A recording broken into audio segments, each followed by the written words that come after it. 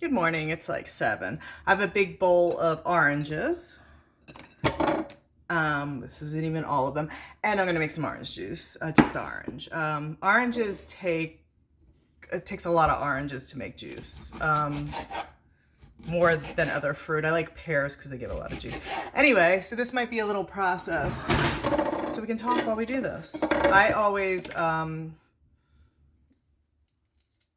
I make orange juice, I slice them all into quarters first, and then I peel them.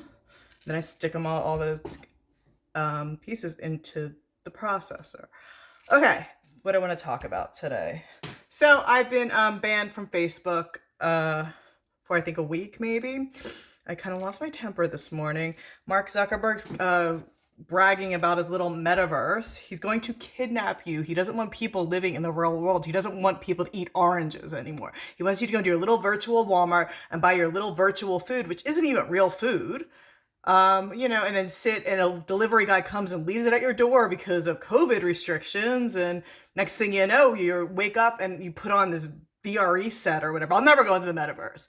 Metaverse ain't for me. Shouldn't be for you either. It's a bad place. So anyway, commented on one of his posts. He's bragging about his AI. Told him that I would reassume practice of the law just to see him hanged under Geneva Conventions. Whoops.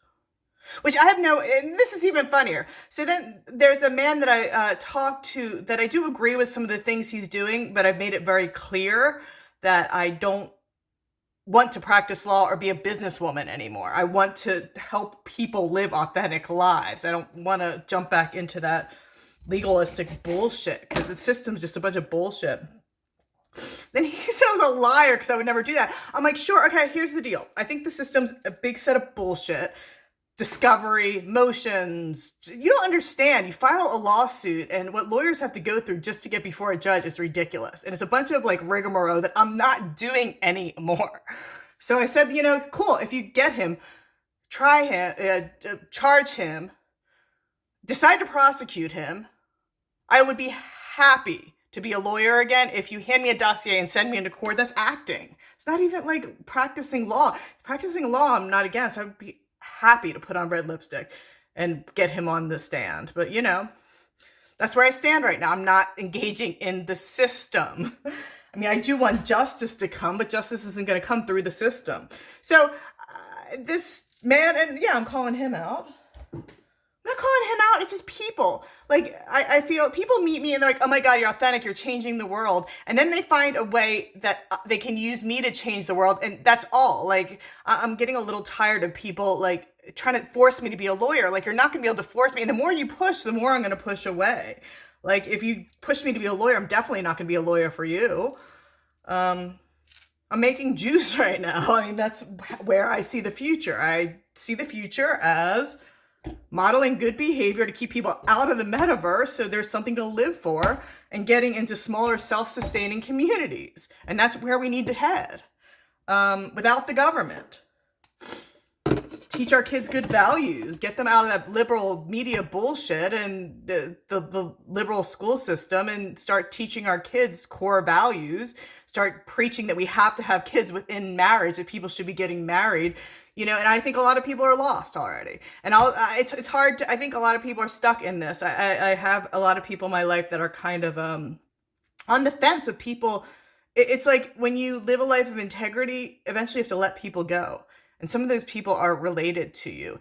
It's like everyone on Facebook is like, ooh, people who wear masks, people who give, and then their mother or their kid is, and they're an exception because like everyone's an exception. And that's another thing that I've been seeing a lot lately. Like the reason why people don't change is everyone thinks they're an exception. And I've had so many examples of this in the last few weeks. It's like, you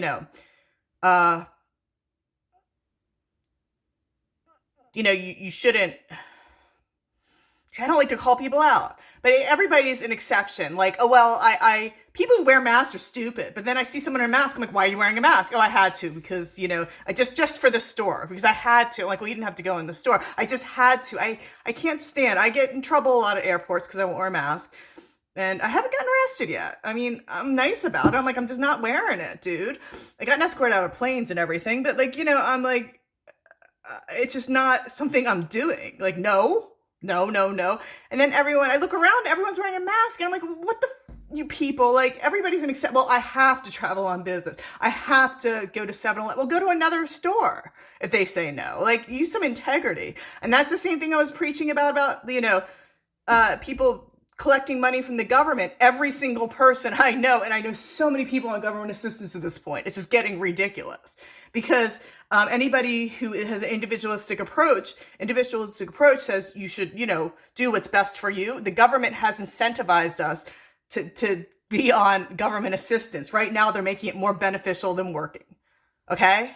I understand. So individualistic approach, if you're doing what's good for your future, you are going on government assistance, which is horrible for humanity. It's horrible for the country.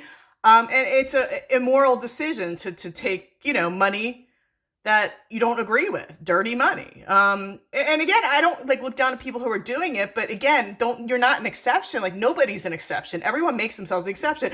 I had a discussion with someone I really respect about this. And she was like, I agree in government assistance for people who get back on their feet, who are having hard times. I said to her, every single person who I know says that. And it's worse because a lot of people are truly disabled. And the reason why they're disabled is because they've eaten and they're eating food that is making non-food, McDonald's, processed food, makes us sick. And then you go on prescriptions, antidepressants, instead of sitting outside in the sun. Someone just told me I have to sit out in the sun an hour every day naked to get my vitamin D from the sun, or take supplements. I said, I'll opt for the naked, because I'm not taking supplements, because you can get everything you need from the earth. I mean, that's first 3 oranges in there. So we're a whole society of exceptions. Like, but I'm disabled, but I'm this, but they don't need it, but I do. And then people get mad at me when I say I get so many, every time I talk about public assistance, I can't tell you how many people email me, tell me why they're an exception. I'm like, okay, well, that's the thing between you and God first. Because I don't care, because I don't care much. I think it's not a ethical decision that I would make. But just because I wouldn't make the decision doesn't mean you shouldn't.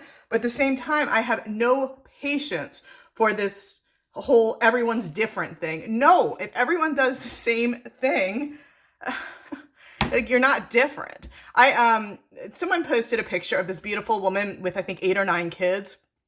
And she was in great shape. She had a kid every year. And I'm really, women should be having kids and being mothers. We need more good conservative people with hardworking values, with good mothers who are raised with love and respect and attention.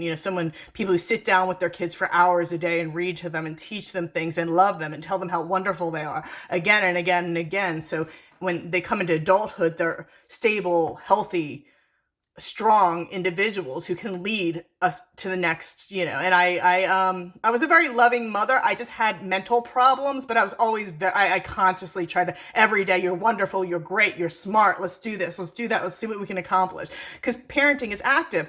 So anyway, I saw this picture of this woman with all these kids, and she looked wonderful, and I commented on the picture. I said, wow, every time a mother says they're fat, because we're not always say the word fat, but fat means you eat junk food and you don't exercise. So you can be called fat because you're fat if you decide to be fat. I used to be fat. But it's a decision. I said, this should be shown to every woman who calls it baby weight, like has a 2-year-old and is weighs 200 pounds, baby weight. And that's why I'm size 16. I'm like, no, you're size 16. Let's tell me everything you've eaten in the last week. And I engaged with a woman. I actually did. It's before my ban, so now I can't keep on responding to her. But I asked her, she said, well, everybody's different. I said, okay, what do you eat? And everybody's different. I'm like, no, everyone isn't different. If you put oranges in your body, if you don't put fast food in your body ever, if you don't order pizza, if you don't, you're going to be thin.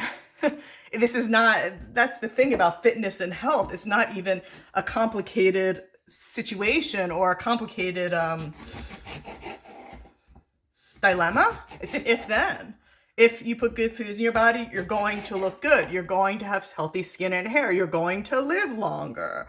You're going to be healthier and you're not going to be fat. So go ahead, fat acceptance people can come in. And I used to be fat. You know why? I used to say the same thing, like, oh, don't call me fat, I'm beautiful. No, I was fat because I ate fast food. I didn't wasn't conscious enough to make juice in the morning and nurture my own body, because this body was given to me from God and it's my job to nurture it. Nobody else can do it but me. So this is a little bit of a ranting video, isn't it? I don't think I'm going to stick the rest of the oranges in here.